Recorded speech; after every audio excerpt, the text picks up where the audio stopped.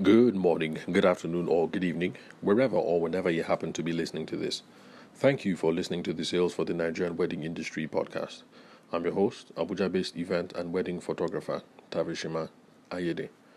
Over the last couple of recordings, we've been riffing on about professionalism, business communications, and networking. So, I'm going to take some time from today and a few episodes onward to delve into uh, these topics with a little bit of detail. So, when we say professionalism, what do we mean? What does that entail? And I found that in my sessions, my in-person sessions with with the students or the participants or whatever, this is one thing that is difficult to define just off the top of your head. That's without having to without having to refer to a dictionary.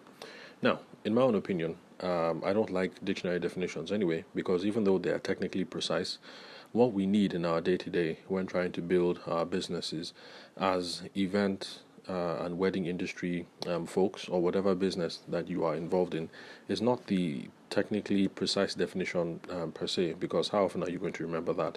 What you need is a working definition. Definitions that the ordinary man uses, people on the street use, and something that you can easily wrap your brain around and say that, well, you know what, that makes sense. Because working definitions always have one or two kernels that are key that help driving us when moving forward. And so, any day in-person sessions, I always stress let's have working definitions rather than having the technically precise definition. So, now that we have that out of the way, and now that we know that we are working with working definitions and not the technically precise definitions, we can start with our freestyling. Now, a profession is a trade. Okay, well, with the interactions that we've had so far with Laura students when we're going on this topic, so we're able to agree after everybody put their own 2 cents on the table that a profession is a trade requiring some expertise or requiring a certain level of skill or requiring a certain level of learning. And that was the definition that we were all happy with at the very first session. And so I've had no reason to change it in subsequent classes. I just keep that definition as it is.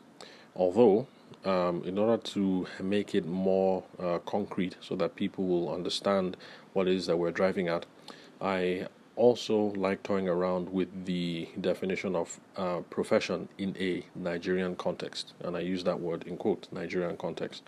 Because over here in Nigeria, if you are a late 70s child or an early 80s child, like I am, then no one tells you, but you just know that when your folks say, I want you to be a professional, or I want you to study a professional course, what they mean is law, accounting, medicine, or engineering. And, anyway, so I can't give any other authority for that other than the fact that, well, it's just our lived experience. So no one tells you if you are of a similar age bracket, but that's just how it was. If your folks said, why don't you consider a professional course? That's what they meant. Why aren't you looking at law, accounting, medicine, or engineering? So you say, oh, mommy, I want to study philosophy. And they say, okay, but why not a professional course? Or you say, daddy, I want to study agric. Say, okay, why not a professional course? Or mommy and daddy, I want to study theater arts. I say, okay, isn't there any professional course that you're interested in? So those are the standards that I'm going to refer to later on when we start looking at concrete examples and concrete skills and things that we can pull out from that we can look to when we're trying to decipher what being a professional requires of us. So that is the definition of a profession in the Nigerian context. So professionalism, of course, from the definition that we've got so far, would now be concerned with standards and best practices expected of a trade. So if it's obvious, if you're a lawyer or accountant or a doctor or an engineer, and they say you have to be professional, it's obvious that they are, whoever it is that says that, expecting you guys to stick to some best practices, some standards, some code of conduct, what else? Some conventions, different things like that. That is what will determine how professional you are or not. And then there's another interesting term that should be of interest to those of us in Abuja and in Lagos in particular, in Nigeria. I think also in Ghana, I've heard of some moves going on, but beyond that, I can't speak to any other uh, wedding industry on the African continent. So, excuse me. Yeah, so I can't speak to any other wedding industry on the African continent because, well, obviously I'm Nigerian, and then by, what will I say? Should I say by proxy or by relation? We just happen to know what's going on in Ghana. So the idea of professionalization, that's the process. How will I put it? Okay, it's sort of like the process through which you have a trade, and then it transforms itself into what people would now call an occupation, what the ordinary man would now call an occupation, something that requires some high integrity and competence. Uh, in quote. Now, the reason why I say in quote is because I'm one of those folks who believe that even though you are a carpenter, that doesn't mean that you can't be a professional at what it is that you do or have standards of professionalism around carpentry. And I happen to believe that the process of professionalization can go on in the carpentry industry as well. The more we talk about it on the podcast, I hope I'm going to be able to clearly state what it is that I have in mind. I'm going to be able to properly explain that. So through the process of professionalization, the process ends in everyone in the industry having okay, we come together and establish what we think the best qualification should be. We put up some professional associations and we formally agree, in a certain sense, to what the established best practices are. Now, the reason why this should be of interest to folks in Lagos and Abuja is precisely because for a long time there has been a lot of talk around, we wedding photographers in Abuja, we need to get together and have an association. We wedding planners in Lagos, we need to get together and have an association. Those of us who plan destination weddings between here and Dubai, we need to get together. We need to have an association.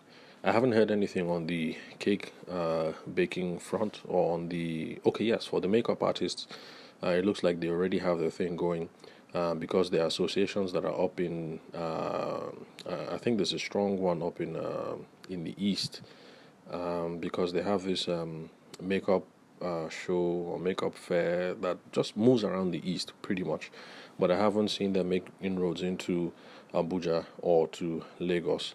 So yeah, there are ideas around professionalization in that regard. So people getting together and saying, you know what, we can't just have any riffraff being a makeup artist. It's not just anybody who picks up a brush that can call herself a makeup artist. Let's get together. Let's form an association. Let's say that this is the level of qualification that is accepted to become a makeup artist. These are what the best practices should be. This is how we should dress. This is how we should conduct ourselves. This is how much we should charge. Especially on the wedding photographer end in Lagos and Abuja, it seems that the finances, how much should you charge? That seems to be the big thing that is driving these attempts towards professionalization. So you have these questions that are out and about, and you might not be aware, but we are now going through the process where a trade, like wedding photography or wedding planning, gets transformed into a profession or an occupation, as the ordinary person will say. That's when we start going through all these upheavals. People having meetings here and there, people forming associations here and there, and things of that nature. So, what are the preeminent associations here in Nigeria or in Ghana? I have absolutely no idea, and I guess time will tell. But just pay attention as people start getting things. As people start getting things going. Like, for instance, I heard that here in Abuja, I heard that I think it's Wedding Guru, that the lady behind the Wedding Guru has tried to front one or two things. So I think there's some association, there's a WhatsApp group well, I don't know if it's an association in a strict sense, but there's this WhatsApp group where wedding and industry folks are on, and yeah, so that's one initiative that is going on, and the ladies Kelly and Jumai of what's it called? I can't remember the name of their business anyway, but they're really good at planning and decor and all of that. And there was a time when, I would go visit in the office and some people would come through and there would be some of that talk about this is what we should do, this is how we should set up an association and then stuff like that. So, in that case, that was more of small talk. But I noticed that it seemed to be gaining some stream somewhat because, what will I say? I don't like using the word vendors. Those people who would come through the door who are increasingly becoming like an ecosystem unto themselves. So so let's pay attention. There's lots of stuff that is going on here in the space regarding the professionalization, and so these our separate trades are now going to be regarded as professions or occupations per se in Nigeria. So so that's the process of professionalism pretty much. So with all of this, I'm sure now it's clear to understand that when we talk about professionalism, being a professional, that the crux or the cocoa of the whole matter is standards and best practices. So pretty much when we're looking into what professionalism means for the wedding photographer or the wedding planner or the decor person or the cake person, we're pretty much asking what are the standards and what are the best practices that are expected in the industry. Now, why is this an important question for those of us who view ourselves primarily as sales professionals first? It's important because over the years, the development of the discipline of sales has led us up to the point where we now know that we cannot be competent salespeople unless we are professionals and unless we are consultants, if you can put it that way. We're not hustlers. So I'm sure there was a time when to be a salesman or a saleswoman meant that you had to be a hustler, you had to be a shockstar, you had to be shady, you had to be crafty, you had to be fast, you had to know how to toast, you had to be suave, you had to know how to package. But it's gradually changing. So we're now professionals and we're now consultants in our own rights when you are a salesperson. And so these questions are key. What standards are we upholding to? What are the best practices? How should we conduct ourselves? What are the best practices to sale? How do we involve in the process of get involved in the process of persuading people in an ethical manner?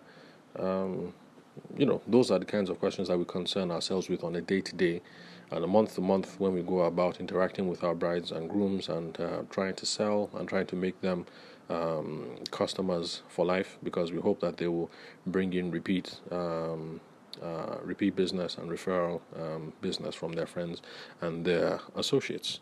So we're getting close to the 15-minute mark, and so I think I'll just wrap it up here. We've been able to take a little overview of what professionalism entails and looked at possible definitions of the term profession, professionalism, professionalization, and what the cocoa of professionalism is about.